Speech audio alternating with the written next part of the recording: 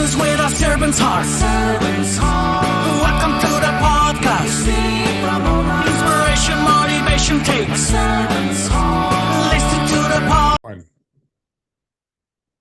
Welcome to Doing Business with a Servant's Heart. I'm your host, Steve Ramona. Every episode is an invitation, a reminder that business and life isn't just about profit, it's about purpose. It's about showing up with a servant's heart in every deal, every decision, every day. Today's guest, he's going to light you up. Young guy. I love having my young people on the show because they're growing. They're going to change business. You're going to be motivated. You can be challenged. And more importantly, you're going to walk away with tools that inspire action, both in your life and in the lives of others. Before we dive into the show, here's your homework. How are you going to serve yourself and others today? It doesn't have to be a big impact. Even a small act of kindness or courage can change the game and make a huge impact for people. So lean in, take notes. Let's discover how servant leadership in business can create ripple effects that last far beyond the bottom line. And a quick shout out to my sponsor, Epic Impact, the only universal, emotional, resonant messaging framework that works anywhere for any audience. This four-step system transformed how I pitch, how I podcast, and how I post. Engage, persuade, inspire, and close. 4 powerful words. I get to use it daily. You can as well. And it works. Grab your free trial. Yes, you get a free trial at epicimpact.ai with the promo code Steve to start inspiring action today. Thank you to my guest and my guest today. We just hit top 20 in small business marketing in podcast.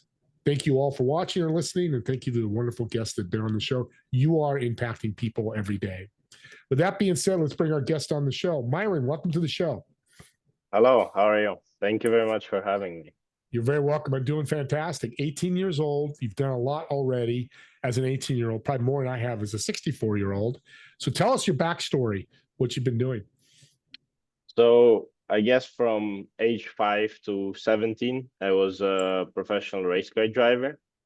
I was introduced to the sport by my father, and then we went on to race Formula 3 regional in Europe. And then at 17, due to some external factors, like a couple of them that piled together, I decided to leave the sport and pursue something also professional, but something I could control more, which is business.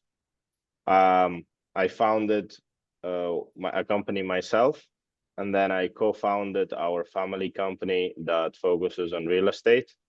And yeah, right now I'm focused all in real estate and building, working with it, renting, like you name it, whatever it entails.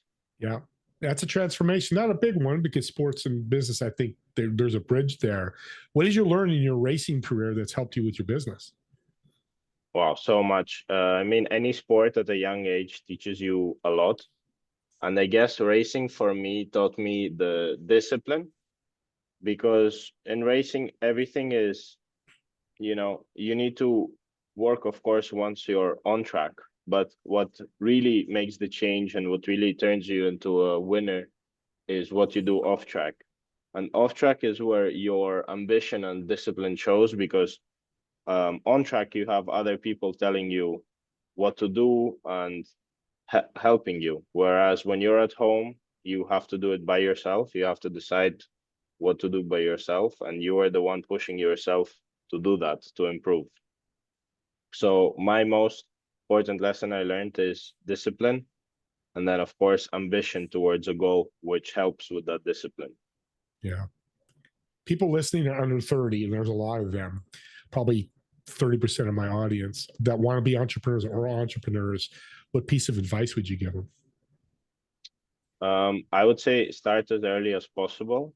And even if it means that you are 17, 18, it's better to start early, because you can be accountable for your mistakes, and those mistakes won't carry so much cost or won't damage you so much, because you still have people you can rely on, such as your parents, your network, your friends, and so on.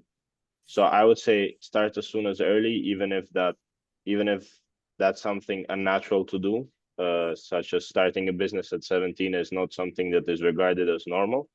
I would say still do it and go ahead. Taking action. I love that. It's a great lesson, Myron. It's a huge lesson because at 18, you can start a business if it fails in 5 years, and we're going to all have failures. I've had them. Every successful person has. You can recover faster at 23, 24 than I can at 64. If I fail, I could still recover, but my longevity is a lot less than yours. So I love that lesson. What's one word you tell an entrepreneur that they need to know to be an entrepreneur? That's a bit hard, but one word is, I guess, work. And if I could extend that to 3 words, is, Sure. work very hard. So, and it means work very hard. It doesn't mean very hard in terms of difficulty. It means very hard in terms of how much effort and time you put into it. What's your purpose in life right now for you at 18? It will change as you get older and older people listening will understand. But right now, Yeah. what's Myron's purpose? My purpose is the same as when I was racing, is to get to a level where I can define that I've succeeded in one thing, which, I set it as a goal for myself. But right now, the biggest goal, I guess, is learning as much as possible, taking as much information in from older people, being that sponge. So this is my purpose right now. Learn as much as possible from other business professionals. So when I, graduate from university, or I am 25, I have a good financial system built, which allows, financial freedom essentially. You mentioned mentors and mentioned people. It sounds like some of your family members I saw on your website. I think it's your father, whoever. That's important for a young person. How has that helped you working with mentors, family members, whoever may be? It helps a lot, because essentially your learning curve steepens so much. So instead of, it building gradually, it becomes exponential, because you just take in so much information from people who have already done it. And as you said, that can be anywhere from my father to a real mentor I met, or a friend that is older than me.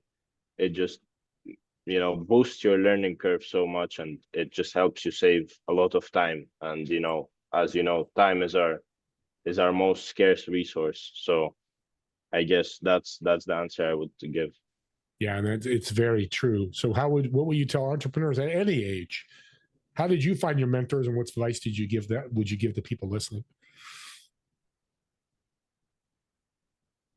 I would say don't be shy. Mentors are found in, like-minded people. So mentors they don't have to be particularly older than you, because you can learn anything from anyone. But of course, they are associated to be older than you. So I attended a lot of events from university where older entrepreneurs came to give us lessons, give us recommendations, and that's how I met some of them.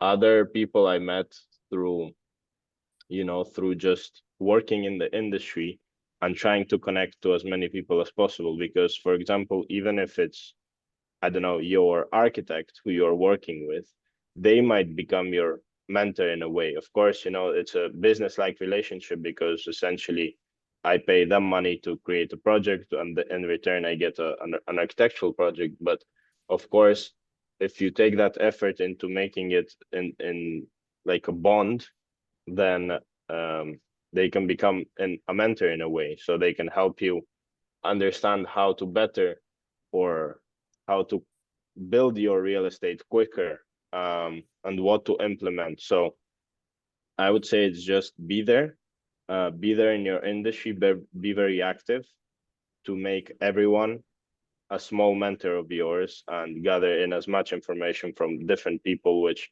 allows you to look at everything with different perspectives. Yeah. And at that age, 18 to 40, having mentors is vital. All the successful people have had them, work with them. And that's the key, is just don't have them, but work with them, take action, what they tell you. And not everything is going to be right, Yeah. but at least trying to learn and educate yourself through them. You said your uniqueness, or your superpower was young. I don't usually talk about that, but I love that, because it is a superpower. You've got 50, 60, 70 years of business you can do. You're going to do so much. But goals was your uniqueness. That is unique in young business owners. Talk about why you picked goals and what your goals are. Well, goals are what drives you. So they are the machine, they are the vehicle you drive on to get to something that you've set out for yourself. So I'd say goals are very important because without it, you won't see any progress. There won't be a sort of timeline in your life. And, you know, it doesn't have to be goals in terms of money or prosperity or possessions, but goals can be different in terms of, for some people it will be, attend the gym at least 4 times a week.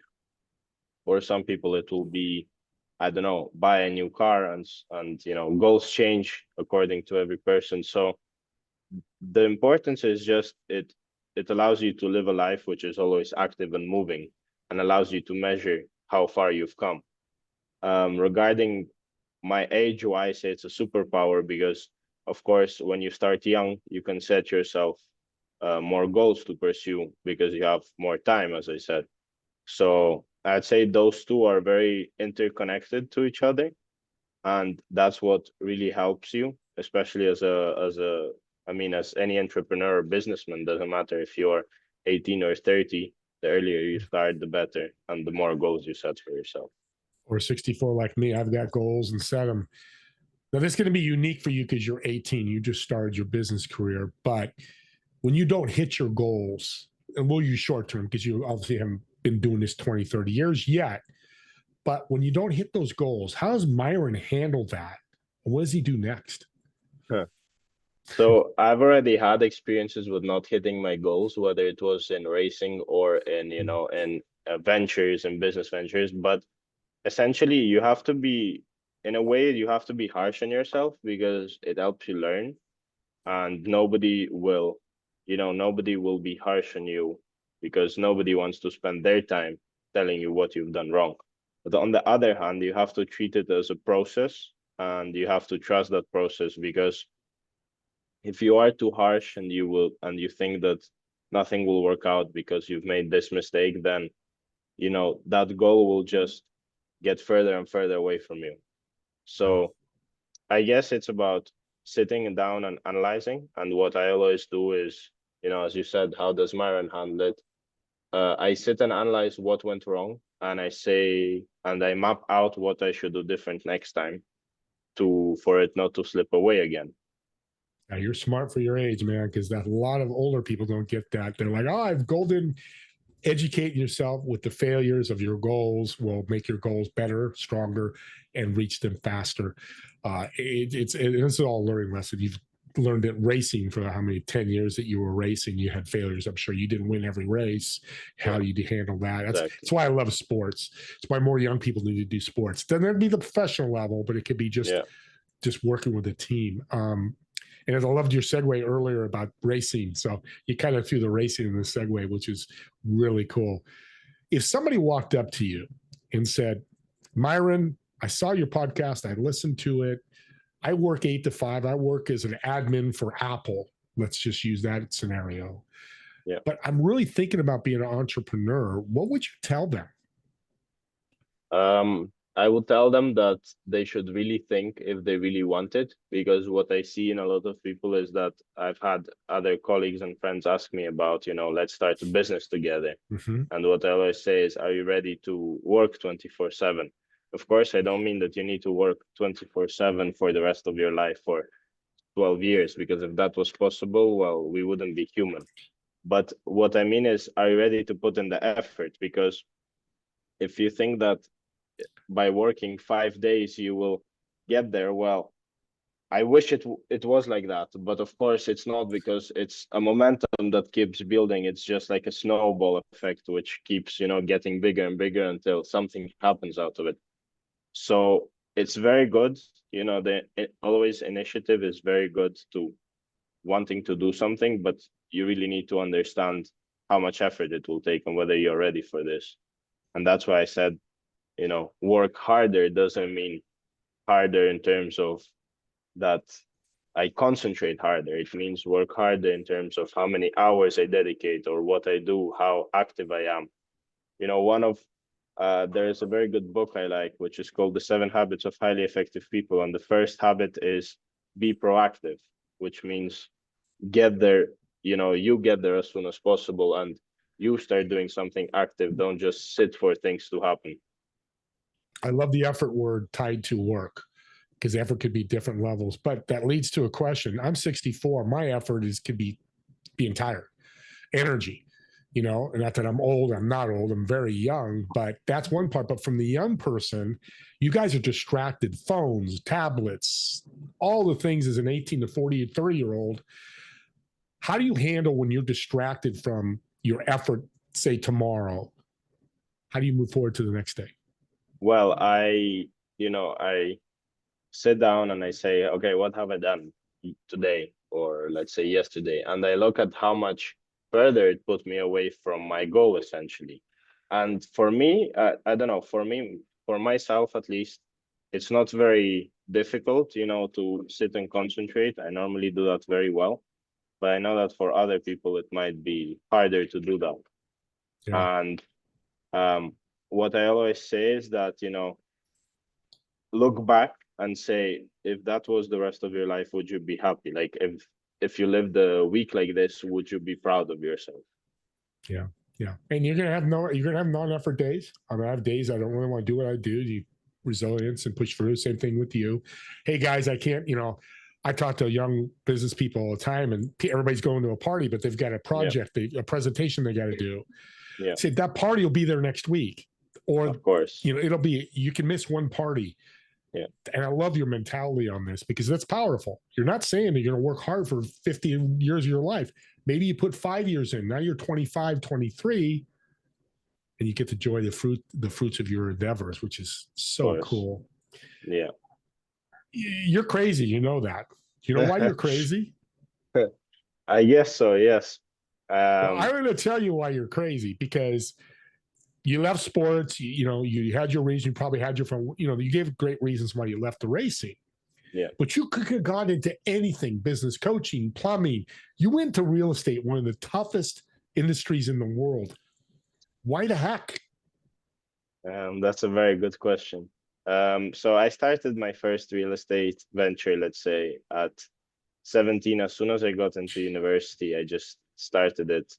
And it was so interesting in solving that issue and seeing all the steps you have to take for you to see your completed, house, and step back a few feet and just look at the house you've created. Because of course, when people see a house, they don't realize how much work is being put into that house, because not only do you need to build it with other people, not only do you need to design it, it's a lot of hours you are working with the city. It's a lot of hours you're working on yourself financially.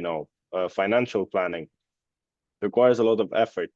And in racing, what I really liked is that in order to see even the smallest victory or smallest satisfaction, you needed to work so hard, where even that smallest satisfaction felt like victory. So imagine like how the actual first place finish felt like. So this is what I really liked.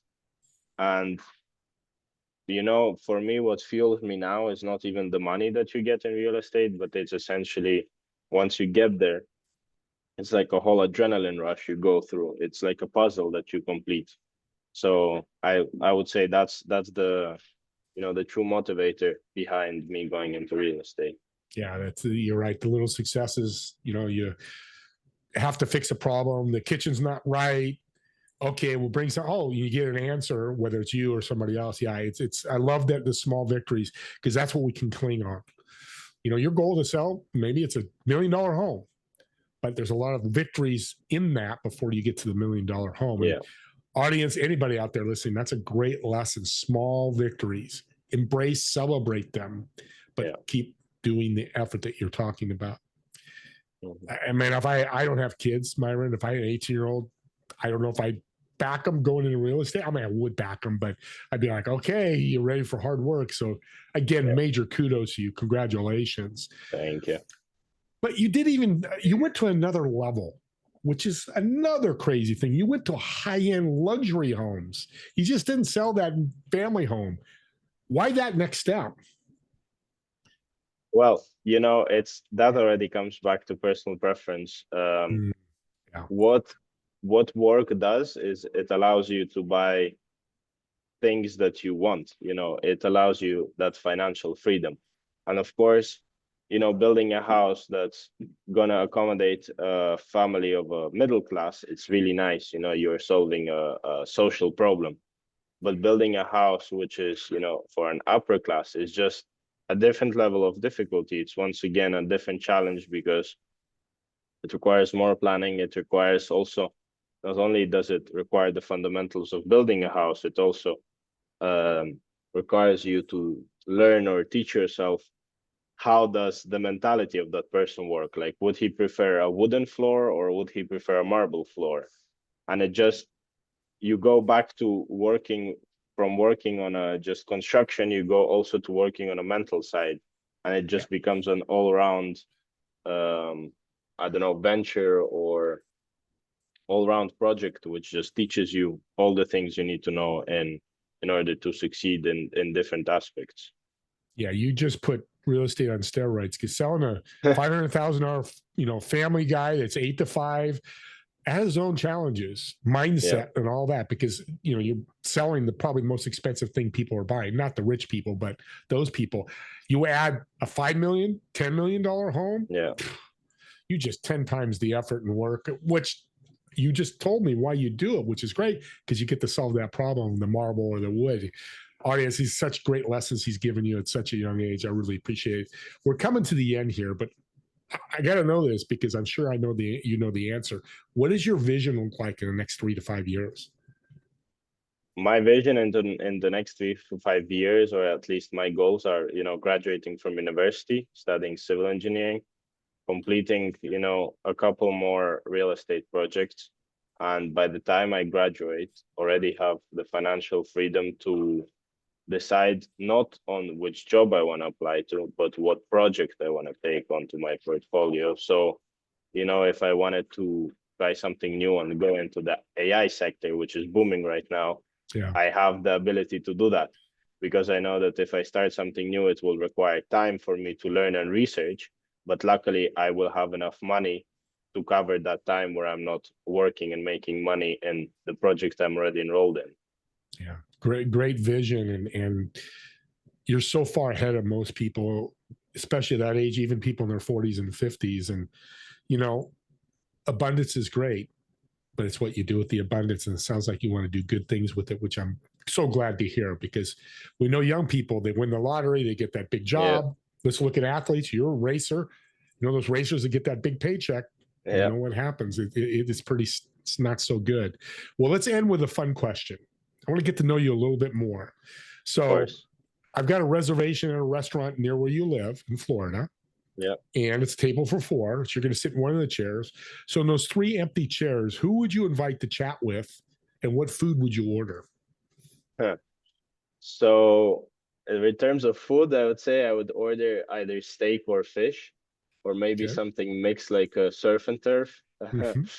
I think it's not only it not only tastes good, but it's regarded as something, as a smart dinner. And then one of the people I would invite is a very well established and a much older than me entrepreneur who I might learn from. One that comes to mind, I guess, is Richard Branson.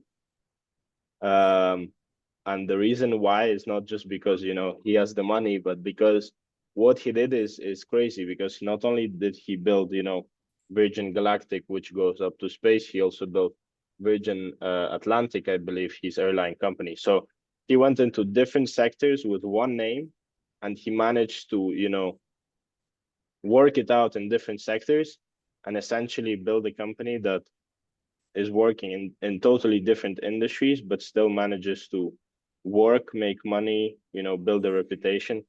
So that's very interesting for me, because I'm always a person who is not, I don't like to sit in one place and only focus on what I'm good at. I like to get into other challenges and doing something new, even though something is working very good at the place I'm right now.